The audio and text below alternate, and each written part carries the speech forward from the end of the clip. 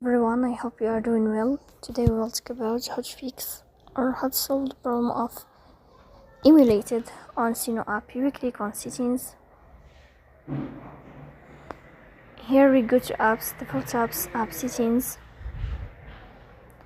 On above here you will search about Suno app and you will click. Then we click on first stop and you will click OK.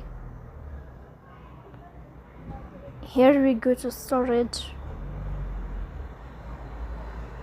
Then we click on clear cache. After that we click on Play Store. You will search about Suno app.